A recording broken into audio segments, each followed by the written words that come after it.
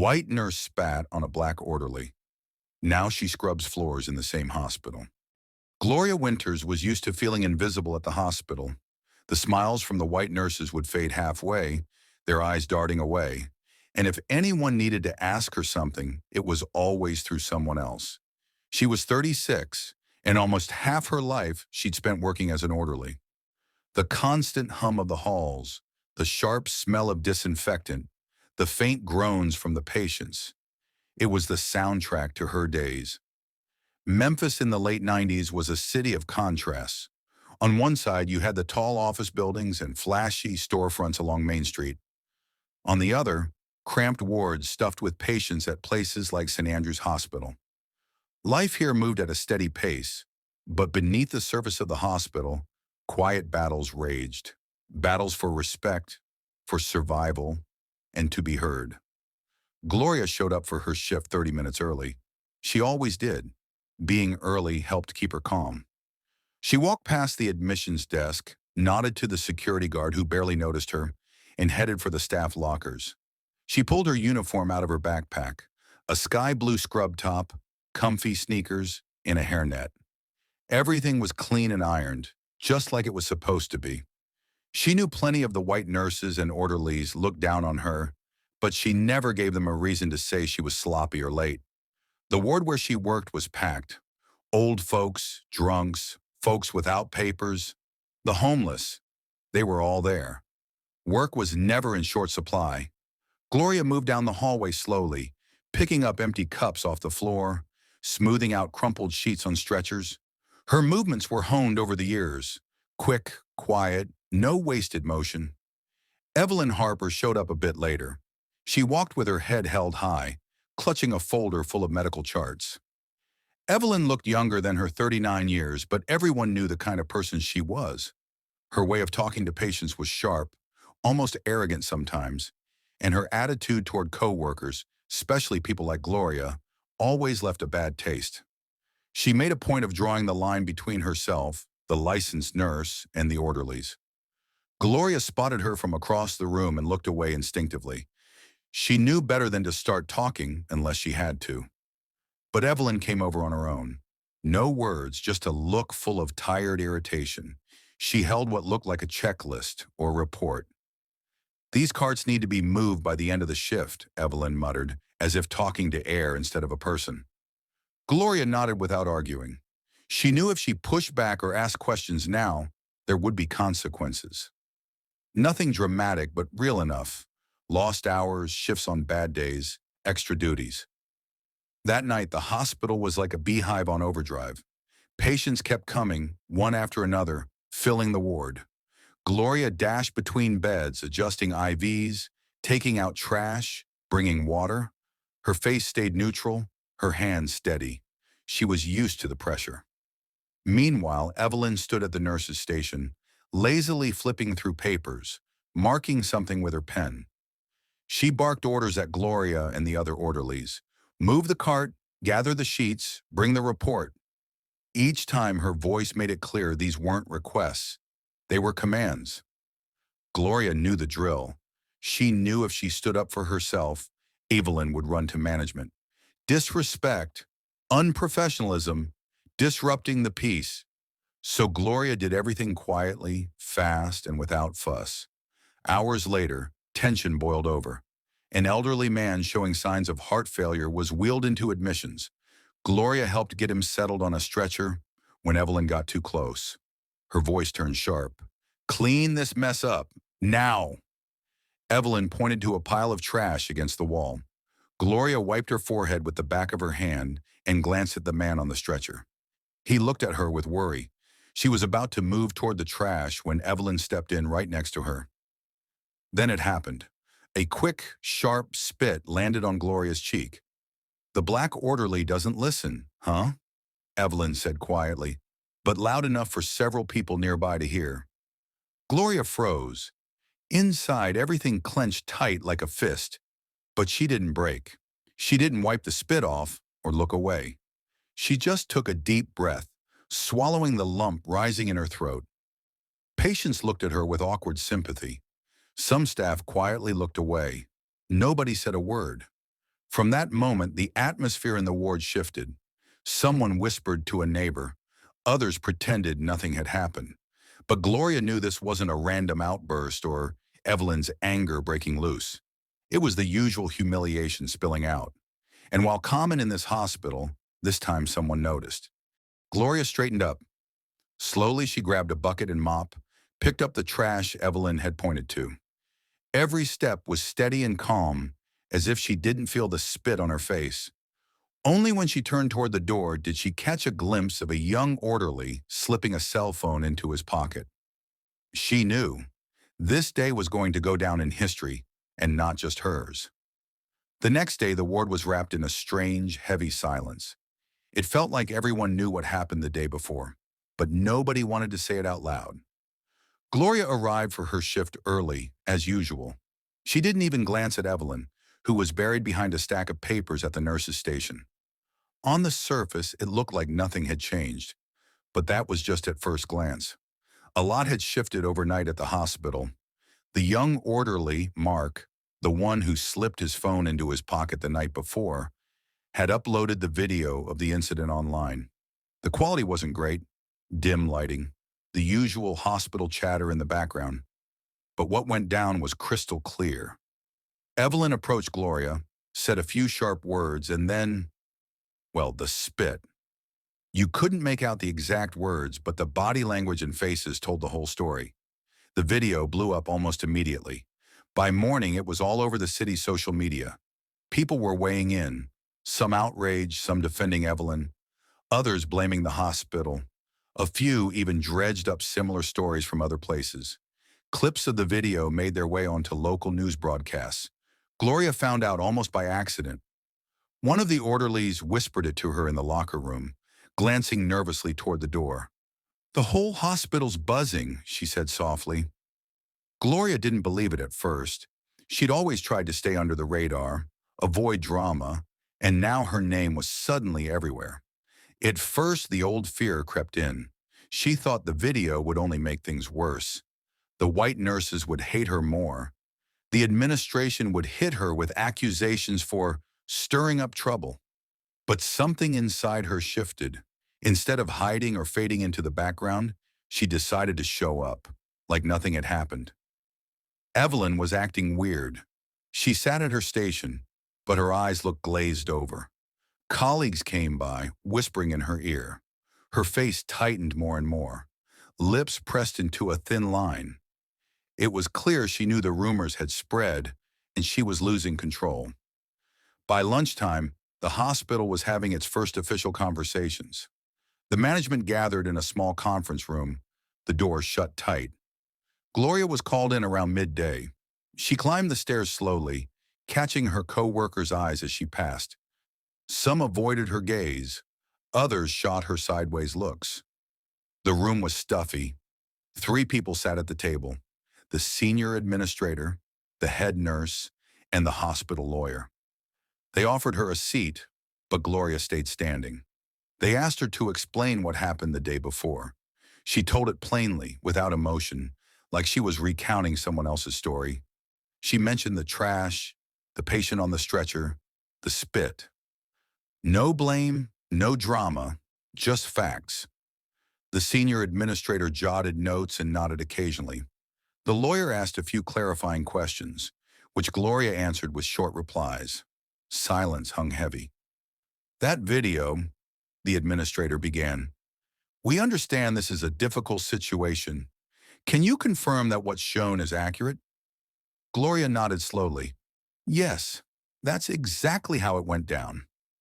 After a pause, the administrator looked over his glasses. "We have to conduct an internal investigation. Until the results are public, we strongly advise you to stay neutral and avoid making any public statements."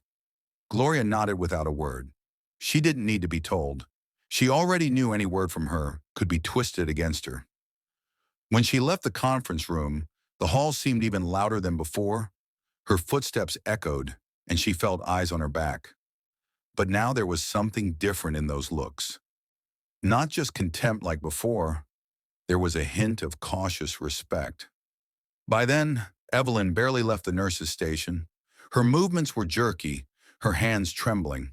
She tried to pretend everything was normal, but it was obvious she was losing her grip. Soon the administration's order came down. Evelyn was suspended during the investigation. Her face went pale when they told her, but she had no words to argue. By the end of the shift, the tension in the ward hit a breaking point. Gloria's co-workers started acting more carefully. Some offered help with patients. Others even tried to make small talk, something they'd avoided before. Rumors whispered that Evelyn had started spinning excuses, calling it a misunderstanding or a joke gone wrong. But Gloria knew this day marked the start of something bigger than just another shift. When she got home, she didn't turn on the TV. She sat on the edge of her bed, staring out the window. Evening was settling in outside, but her mind was racing with thoughts about what would come next, what this meant for Evelyn, and the changes that might ripple through not just her life, but everyone's.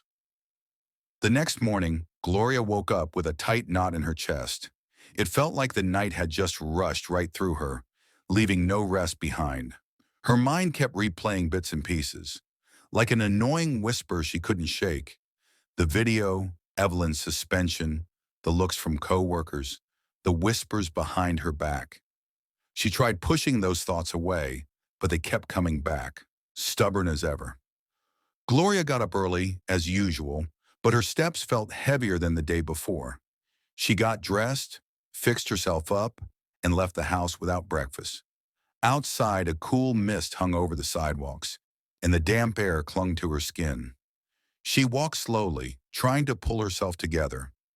When she stepped into the hospital, the ward was wrapped in an unusual quiet. Evelyn was nowhere to be seen, and her absence was hard to miss. The other nurses exchanged glances, pretending to focus on their work, but their eyes betrayed curiosity, intense anticipation. Gloria headed to the nurses' station, grabbed the patient charts, and checked the orders. The usual routine felt oddly distant, like she was watching everything from the outside. Her job, normally second nature, suddenly took on a new meaning. She felt like day by day, her invisibility was starting to fade. Rumors filled the halls all day long. Staff whispered in the corridors, retelling stories from Evelyn's past. Small acts of meanness, biting remarks. Some mentioned the administration was planning a staff meeting to address the situation and reinforce hospital values. Gloria noticed she was being noticed more often now. For the first time in a long while, the head nurse gave her a nod when they passed each other. A small thing, but something Gloria thought was impossible before. Some co-workers offered to help with the heavier patients. Others smiled, albeit awkwardly. Gloria understood. Nobody knew whose side to take yet, but attitudes were starting to shift. At lunch, Gloria went down to the cafeteria. Normally, she'd grab a coffee and sit in the farthest corner where she could stay invisible. But today, she ran into a group of co-workers discussing the news. They paused when she came close, but Gloria caught fragments. Unbelievable. How could she do that? The video doesn't lie. She felt their eyes on her but acted like she didn't notice. After lunch, the hospital administrator did call a meeting. The staff gathered in the auditorium. Seats filled quickly, some stood along the walls. The administrator stepped on stage, dressed sharp in a suit, grabbed the mic, and talked about hospital values, responsibility, respect, and equal treatment. He made it clear incidents like the recent one wouldn't be tolerated and would be dealt with firmly. Gloria sat in a corner listening. Inside, she felt mixed emotions. On one hand, it was good to hear the leadership acknowledge the problem. On the other, she knew these words might just be an attempt to sweep things under the rug and protect the hospital's image. When the meeting broke up, people grouped off, buzzing about what they'd heard. Some came over to Gloria, offering support with words like, "Hang in there," and "We've got your back." She nodded and thanked them, but knew better than to trust everyone just yet. She was sure there were other things being said behind her back. That evening, Gloria came home exhausted but strangely satisfied. She hadn't broken, hadn't run, hadn't hidden. She could feel her world starting to change, even if just a little. She thought about what the future might hold. Maybe this whole mess would give her a shot at breaking out of the invisible orderly role and earning a place that felt right. But she also knew this was only the beginning. Evelyn was bound to fight back, maybe bring in lawyers or launch a campaign to clear her name. Gloria realized the road ahead wasn't just about standing up for herself. It was about standing up for the truth, and that fight was just getting started. A week had passed since Evelyn was suspended. The hospital was slowly settling back into its usual rhythm, but you could still feel the tension hanging in the air. Gloria's co-workers had started treating her with a cautious kind of respect. Some openly stood by her, while others pretended nothing had happened. Gloria herself worked just as hard as ever, trying not to let her emotions get the best of her. But that Monday morning, when Gloria walked into the ward, her heart sank. There stood Evelyn right at the front desk. She was back.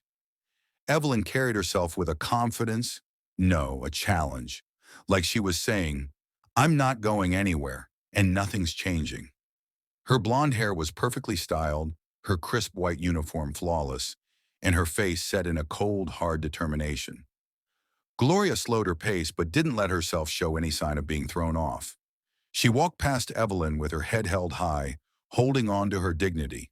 Evelyn shot her a quick look, full of contempt, but said nothing. That glance said it all, though. Evelyn hadn't just come back to reclaim her job. She was back to settle scores. Throughout the day, Evelyn acted like nothing had happened. She barked orders, tossed snide remarks at anyone who dared support Gloria, and made sure to flaunt her authority whenever she could. At one point, she sneered at Gloria. "You're awfully slow today. Hope you're not spending too much time soaking up all that attention." It was fake politeness that only made the insult sting deeper. The staff was clearly on edge. Some started keeping their distance from Gloria again, afraid to catch Evelyn's wrath. Others quietly sympathized but didn't dare say a word out loud. The atmosphere was thick with tension. After lunch, Gloria overheard Evelyn loudly telling the front desk, "This place needs order. Too many people are getting away with too much. It's time to remind everyone about discipline." She was speaking to the whole shift, but Gloria knew those words were really meant for her. Gloria kept her cool, doing her job without fuss. She knew any reckless move would only backfire, but inside she was boiling. When she got home that night, exhaustion and a heavy sense of helplessness weighed on her. Evelyn had taken back the reins like nothing had changed. That feeling of powerlessness was like a punch to the gut. But the next day, things took a surprising turn. Word spread that management had called Evelyn in for an emergency meeting. No one knew what was said behind those closed doors, but when Evelyn came out, she looked pale and irritated. She slammed the door to her office and barely showed up in the ward for the rest of the day. Later, Gloria caught the head nurse whispering to someone in the hallway. Apparently, a patient filed an official complaint against Evelyn, and it's not just one. Gloria's heart skipped a beat. Maybe this fight wasn't pointless after all. Suddenly, she realized she wasn't the only one who had seen and felt Evelyn's cruelty, and now those people were finally speaking up. By evening, Gloria felt a cautious hope stirring inside her. Yes, Evelyn was back, but her grip didn't seem as ironclad anymore. Patients and co-workers alike were starting to push back against her ways. The road to justice would still be long and tough, but Gloria knew one thing for sure. She wasn't alone anymore. Her voice, her actions, they were beginning to change the system, even if only slowly. After the complaints against Evelyn reached hospital management, things started to shift in the ward. But the road ahead wasn't easy. Gloria found herself carrying a new burden. She wasn't just fighting for herself anymore, but for everyone too afraid to speak up. Her support grew, but so did the pressure from her opponents. The first thing Gloria noticed was Evelyn's icy glare, full of spite and revenge. It was like she was just waiting for the right moment to strike even harder. Evelyn played petty games, delaying important paperwork, making snide remarks in front of others, and painting Gloria as unprofessional to the higher-ups. Every shift felt like walking through a minefield, but Gloria didn't give in. She became more focused, disciplined, and meticulous. documenting every confrontation, every rule broken. That caught the attention of union reps and advocacy groups. They started reaching out, guiding her on how to file complaints properly so they'd actually get results. At the same time, the pressure spilled into Gloria's personal life. Some patients and even co-workers, wanting to avoid drama, started keeping their distance. Rumors spread around the hospital. Some said she was stirring up trouble. Others warned her to be careful or risk losing her job. Those whispers cut as deep as any open attack. The toughest test, though, was at home. Gloria's mom, a strict old-school woman, struggled to understand her fight. In her eyes, it was better to keep your head down and not make waves. "You're too stubborn," her mom said. "People like you just don't get far in this world." Gloria listened, but she couldn't agree. This was more than a fight for fairness. It was about honor and self-respect. One ordinary workday, Gloria walked into the ward where tension once ruled. Now cooperation and mutual respect filled the air. Patients smiled, doctors greeted her warmly, and new young nurses looked at her with admiration and hope. She knew this victory wasn't just hers. It was a collective triumph, the fruit of hard work from many caring hearts. Gloria paused by the window and gazed out at the city bathed in morning light. Before her stretched a path full of new opportunities and hope. This new dawn wasn't just the start of another day. It was the beginning of a new era, an era of justice, respect, and equality. And Gloria was ready to keep moving forward, fighting and inspiring those who, like her, once faced the darkness of prejudice. She understood that true strength doesn't come from loud words. It's in the quiet, relentless stand for truth. And if anyone had ever spat on her before, now that was just a faint flicker in a story that no longer belonged to Evelyn, but to her.